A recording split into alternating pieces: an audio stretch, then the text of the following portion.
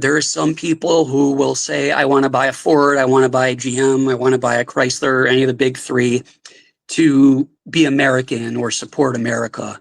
The issue with that is, for example, when GM became the GM company as opposed to the GM Corporation after the financial crisis, General Motors stopped producing in-house parts and components. For years, they had their own foundries to cast engine components, transmission components.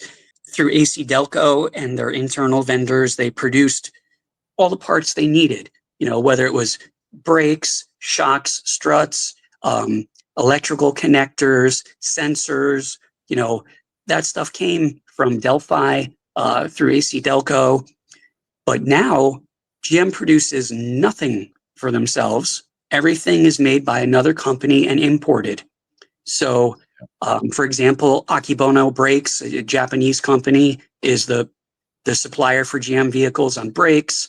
They've gone to Denso, Bosch, a lot of these German suppliers. Pretty much nothing on your American vehicle is American anymore.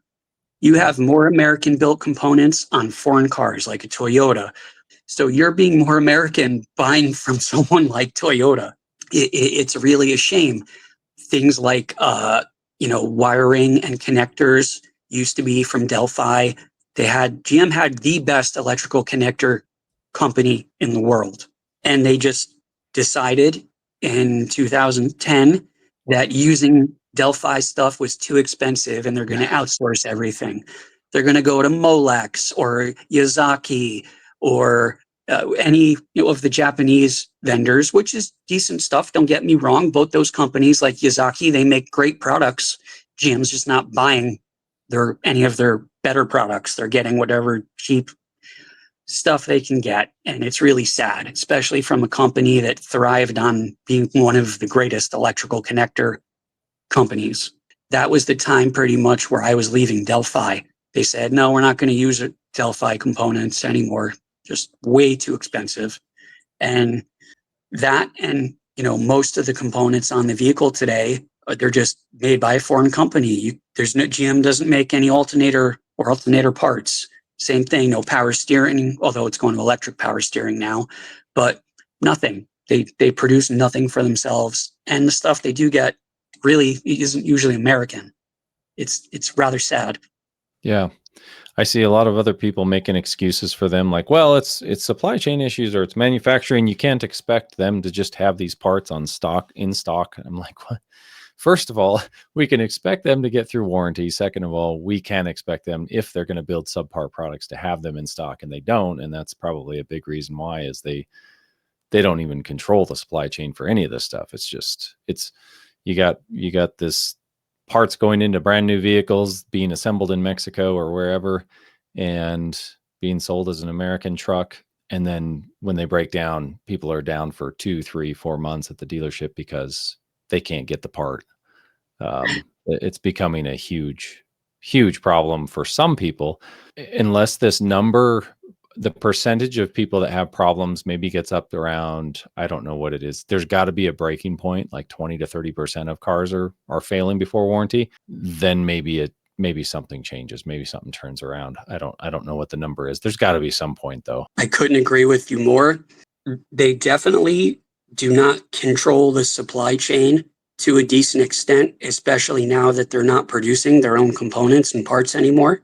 However, there definitely are situations where a car might be down at a dealership, even for a short time, but the vehicles that are tied up there for a fairly long duration, they're often saying there's no parts availability, just as you've heard.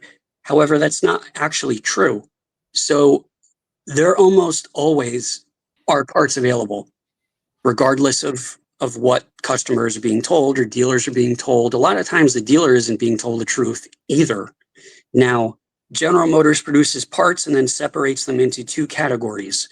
So they create parts that go to new vehicles only, and they create parts that are for repair only. And they differentiate them in fit and finish quality. So let's say they just produced a water pump. And the water pumps that are that come out with better either casting or machine quality, that operate better in terms of flowing coolant or creating coolant pressure. These are the parts that get separated and put in new cars. The Oh, parts wow. that don't quite meet that high spec then get separated to go to parts counters or warranty parts. And they're not defective, they're not bad, they're just not the top tier of part. Almost anything or any market where parts are created, the parts are always put into tiers in terms of how they came out, how, fit, finish, again, performance. They're always separated. I mean, this occurs with computer parts, for PCs, automobiles, most anything, appliances. This occurs. It's just the norm. But getting back to what you were saying, they do have parts available, but they would have to pull them from the new car parts line, and they don't want to do that. They don't want to disrupt their new cars being assembled. They don't want to have a shortage of parts there. But if they absolutely needed to get a part, they could. They just won't. Wow, I didn't know that they were basically putting this the lesser quality parts down to the warranty repair. That's crazy that they're actually parsing it to that level. Yes, but like I said, that's almost any manufacturing for most anything. It's not like it's a GM thing. That occurs with most all car manufacturers. And again, uh, other things like appliances and computers and most anything. That's just the norm.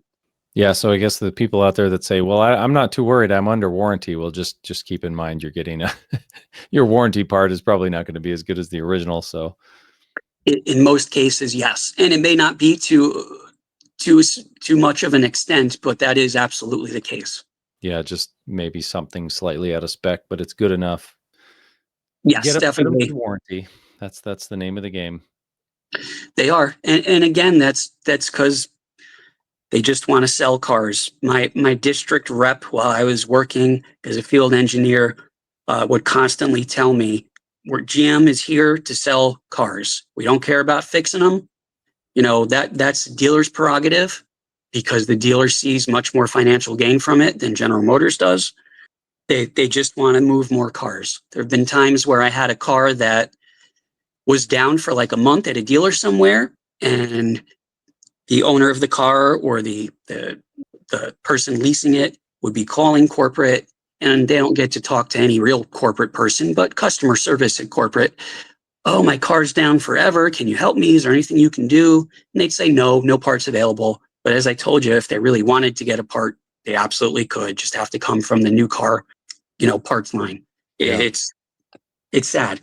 A lot of folks have these intuitions that this is a lot of this stuff's going on, but you don't really know until you talk to people on the inside. And at least I hear it from other people that claim they have contacts with engineers at GM, and they battle me all the time and say, that's not what it is. These engineers spend so much time testing this stuff. And I'm like, I don't doubt that they're devoted to their jobs and that they really want a better product. It's just that they don't get to decide how much is spent on that part, or how much is spent on testing, and the data and the outcome doesn't, you can't fake it. You can't fake quality. You can't fake reliability, and the truth will come out. If it doesn't make it 100,000 or 200,000 miles, well, there you go. It doesn't matter what they say. It's just, look what's going on.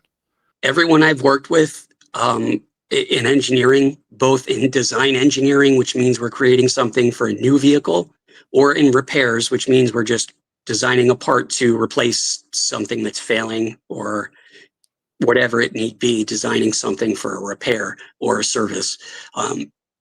We do want to make the best thing we can. A lot of us are proud and want to make the best part or the best software or programming or whatever it is we're working on that we can. But pretty much the penny pinchers shut us down. Most everyone I know really did a great job doing what they were permitted to do. But when you constantly tell an engineer or anyone, even technicians, that you're not able to do the best thing for the vehicle or the best thing for the customer, you have a ton of turnover. And I would see it all the time. Just engineers leaving the company altogether or changing to a different division. I mean, just as I did, I kept becoming unhappy where I was and saying I want to leave. And they said, okay, well, how about we try you at Delphi, or how about we try you at service and parts operations instead of powertrain? So I tried that twice. I said, okay, I'll move. I'll see if it's better, but it never was. So eventually I left. And like I said, there's just a ton of turnover with most everybody, even the corporate employees. They get fed up with being told, no, we're not going to do what's best. We're going to do what's affordable. We're going to do, what's available. It's very frustrating for everyone.